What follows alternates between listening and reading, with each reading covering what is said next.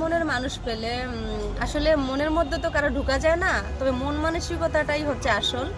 আমি এরকম মন মানসিকতা চাই যে তার থিঙ্কিংগুলো যেন অ্যাজ এ গুড থাকে, মানে সব সময় যেন পজিটিভলি আর কি থিঙ্কিং করে, কোনো কিছু নিয়ে যেন ইয়ে না হয়, মানে আমাকে যেন সাপোর্ট করে। অ্যাজ ইউজুয়াল আমি এরকমই চাই, মানে আমার লাইফ পার্টনার এরকম থাকবে যেন সাপোর্টিং সমস্ত কাজে, এমন না যেন ভুলভাল কাজ করে আসবো সে সাপোর্ট করে যাবে, এমনটা না। অ্যাজ এ ওয়াইফ হিসেবে আমার যতটুকু মানে লিমিটেশন থাকা দরকার ওরকমটাতে যেন আমাকে সাপোর্ট করে, ভালোবাসে, বাট কেয়ারিংটা এই এতটুকু। অনেক টাকা পয়সাওয়ালা না, অনেক টাকা পয়সাওয়ালা চাই না, ভালো অনেক টাকা পয়সাওয়ালা প্রয়োজন নাই, মানুষ হিসেবে গুড পারসন চাই, যে ভালো মেন্টালিটির। এখনকার দিনে মেয়েরা, মডার্ন মেয়েরা একটু টাকা পয়সাওয়ালা চায়, বয়স বেশি হলেও সমস্যা না, হয় না। মডার্নটা দেখেন ভাইয়া, এটা কোনো চিরস্থায়ী না, এটা ক্ষণস্থায়ী। আমি আজকে মডার্ন করতেছি, মডেলিং করতেছি, কালকে আমার এটা বিসর্জন যাইতে কোনো সময় লাগবে না।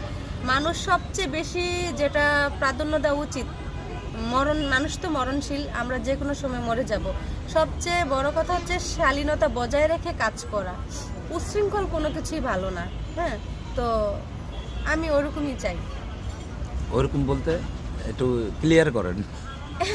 ওরকম বলতে মানে সব সময় যে গ্ল্যামার, অনেক সৌন্দর্য, অ্যাজ এ মডেলিং এগুলোই যে আমার থাকবে এটা কিন্তু না। আমি মানুষ হিসেবে, ব্যক্তি হিসেবে কেমন থাকবে এটাই হচ্ছে আসল। আমি আপনাকে প্রশ্ন করছি এইটা যে অনেক মেয়েরা, মানে এখনকার মডার্ন যুগের মেয়েরা টাকা পয়সাওয়ালা বয়স্ক লোকের কাছে বিয়ে বসতে চায়। এক এক মানুষের এক একটা ভালো আপনি কি লাগা। বয়স্ক লোকের কাছে বিয়ে বসতে চান? না, তাহলে আমি ইয়াং, স্মার্ট, সুন্দর এরকম চাই। আচ্ছা, ধন্যবাদ আপনাকে। Thank you.